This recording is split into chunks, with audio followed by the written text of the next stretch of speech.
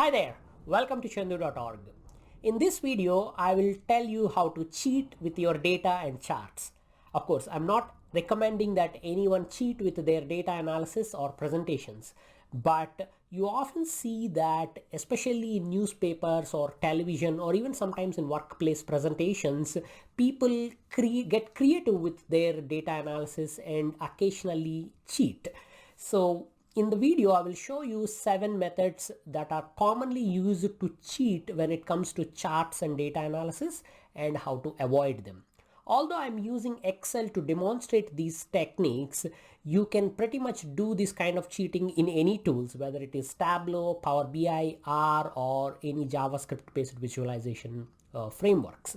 So let's get into them and then understand what these are and how to avoid them. So in this video, we will look at 7 deadly sins of charts, how to fix them, and some resources for you to learn more about best practice and good ideas when it comes to making correct and powerful data analysis and visualization. So the first one is non-zero axis on bars or column charts. Look at this bar chart here.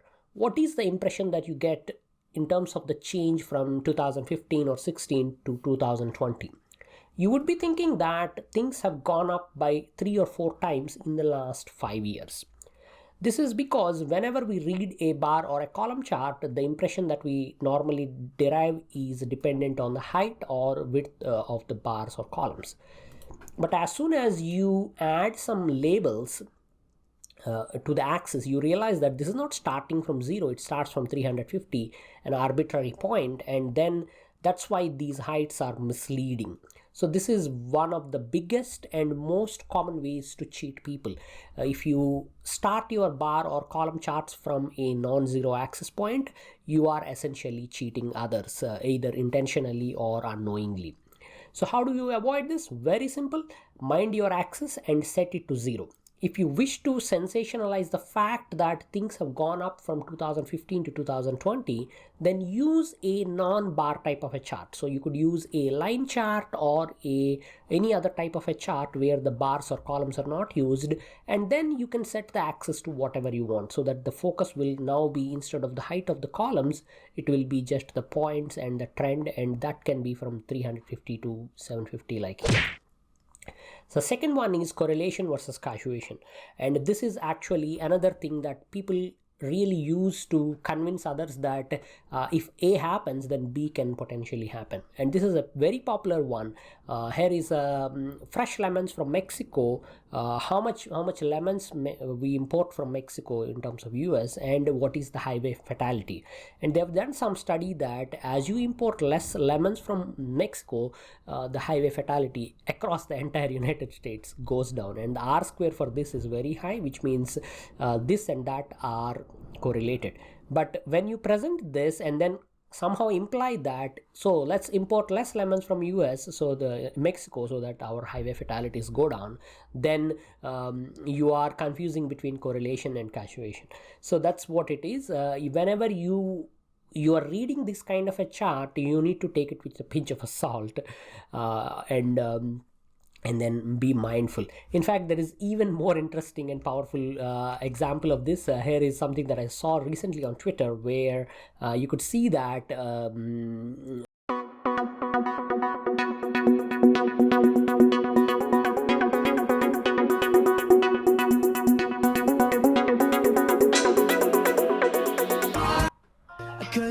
so as you could see, it kind of implies that as soon as their cat touches the TV, something bad is going to happen. But that's not really what is going on right there, isn't it? So this is another way in which creatively people can lie with their charts. So be mindful and avoid this kind of a thing as well. The third one is half-truths. This is again, it can get a little political, but let's just look at the data from data perspective. So if you look at the jobless claims data from 4th of April 2020 to 4th of November 2020, you would be thinking that they have been going down so well. So something good is happening at administration level or whatever that is bringing these jobless claims. But this is actually half truth. It's not showing the full picture. Let's take a look at the full picture. So this is how the jobless claims have been in the last 1 year. There was a time when the jobless claims are very low on a weekly or fortnightly basis, and then they kind of peaked during the peak COVID lockdown times, and then they're now going down. So if I present any part of this picture without showing that big spike in the middle, then I am really lying with my data. We need to be mindful about these kind of half-truths and present the whole picture or provide a proper context as to what is going on. Otherwise, it will be lying with your charts.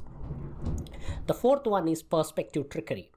Especially useful when you are making three-dimensional charts, which are my least favorite charts in any kind of data visualization tools.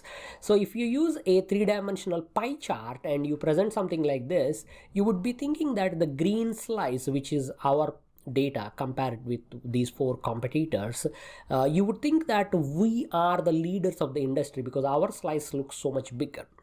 But if you kind of change the orientation or the perspective of this and move that one back, and then you would suddenly think competitor 2 is bigger.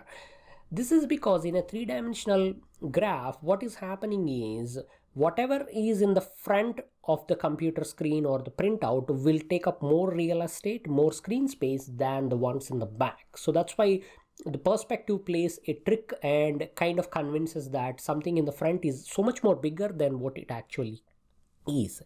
The simplest way to fix this problem, just avoid three-dimensional charts altogether. Just make 2D charts so that there is no problem. Until we get into a situation where we have three-dimensional displays, don't use this kind of a chart. So that's that. The fifth one is blow charts. This is actually one of my favorite. You might be thinking, what is blow? Well, blow stands for blinding light of obvious wisdom. Blow. So when you make some charts which are not really telling anything interesting or useful, that is a blow chart.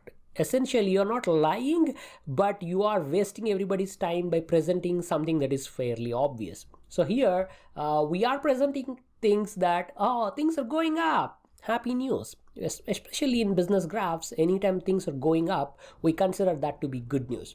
But look at what is being going up. Our inventory is going up. This is not good for any kind of business. So a proper chart would include both pictures. The fact that sales are going down and hence inventory is going up is what is really happening, and this is something that needs addressing. So don't make blow charts where you are presenting really obvious stuff so that they can look good. Instead, focus on something more important, the fact that sales are going down or what is causing the inventory to increase, whatever that is. So that's the fifth one. The sixth one is obfuscation. This is where you are not really lying, but you are making the truth to understanding the truth to be really hard. So here is a job interview candidate overview of 4 people, and this kind of a chart you commonly see in human resources and recruitment space, but in many other places as well, even in scientific studies sometimes. And what this shows is how each of them have performed on 7 arbitrary parameters. And it kind of uses this spider chart. But this one is almost impossible to understand because it kind of obfuscates the fact of which candidate is doing well. And because they're all layered on top of each other, it is even harder. Even if one candidate, I would say this is a bad chart, but with 7 candidates, four candidates, it becomes even harder. On top of all of this, the shape of this will change if I rearrange these labels to some other order. So there is almost no meaning for this chart. So don't make these kind of obfuscations where it's very hard for your audience to understand what is going on. Instead, use simple charts like bar charts or line charts or a simple table so that the truth can come out in a more clear and simple fashion. So that's obfuscation. The 7th one is Inception. This is where you change things so that there is a lot of mind arithmetic or mind magic needs to happen. So this is a scene from Inception where the gravity is going in a different way, and then they change the perspective. So now we don't really know which is top, which is bottom anymore, and it requires a lot of careful attention to understand what's going on. You might be thinking, where would we apply this to charts? Well, here is one Inception chart where We are presenting some trend, but instead of showing time on horizontal axis, which is the most common way of presenting time, we are using a vertical axis. Now if you look at this and you want to understand exactly what's going on, you will have a very hard time reading this and mentally interpreting things. Of course, this is a very like you have already seen this graph in an earlier slide, so it might be slightly easier to transpose this in your mind, but whenever it comes to other types of data sets, if you use time on the wrong axis, that will create that kind of an inception level mind magic to work, and you will have to do a lot of extra work in your mind to switch the data or flip it or transpose it or whatever you need to do to get the correct picture. So that is again inception, because none of these, you can see that we are not changing any data anywhere. We are keeping the data as it is, but we are getting creative with presentation so that we can lie and change the way the data is perceived and the information is delivered. So these are the 7 sins. Now, how to fix them? Well, I would say start by picking the right type of a chart. If you're not aware of what charts to use for what, check out my YouTube video on how to select the right type of chart, or read the article that is linked in the description of this video so that you can learn how to select the right charts. Mind your axis settings. In most cases, don't mess with them, but sometimes even tools like Excel are known to pick bad defaults. So check your bar and column charts are starting from 0, and other types of charts, see what kind of axis settings will give you the best outcome without distorting the data. And anytime you are in a place to provide more complicated option to the chart, like the recruitment one that I showed earlier, see if you can provide options to your users. So maybe 2 or 3 different variations of the data in 2-3 different graphs, so that they can pick whichever one they want and see that.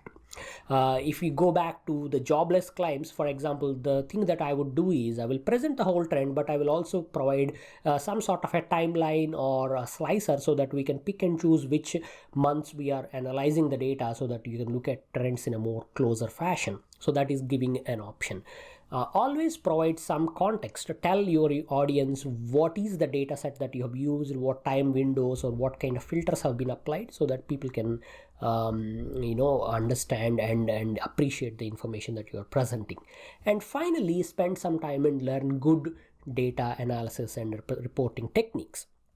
In terms of resources, I recommend that you read the How Charts Lie book. This is a book by Alberto Cairo, and it gets really in-depth into all of these techniques, as well as many other creative or borderline illegal ways people use to cheat with data. And many times in a business reporting setting, you don't really have much wiggle room to cheat or lie. So most of the time that happens, it's kind of like not deliberate, but more either accidental or inadvertent. But in public policy space or news media, sometimes things can get a real creative and people can deliberately lie. So reading this book will guide you on what are various methods and how to spot them, how to avoid them, how to make changes in the processes so that you can do your job better. So that's that. For more practical and hands-on thing, I suggest reading my website's charting principles tag page. I will link this in the resources as well, which will give you more examples of how to do good data visualization. So those are what I have for you on how to cheat with charts, or more like don't cheat with charts. Thanks for watching. I hope you enjoyed this video. I'll talk to you again in another one. Bye-bye.